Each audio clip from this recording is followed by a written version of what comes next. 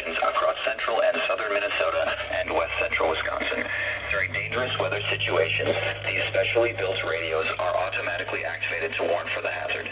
Tests of these radios are normally conducted by the National Weather Service in Chanhassen every Wednesday at 1 p.m. If severe weather threatens the area near the normal test time, the test will be postponed until the next good weather day. The warning alarm will be activated for selected watches, warnings, and statements affecting central and southern Minnesota and west central Wisconsin. This concludes the test of the warning system. We now return to normal programming.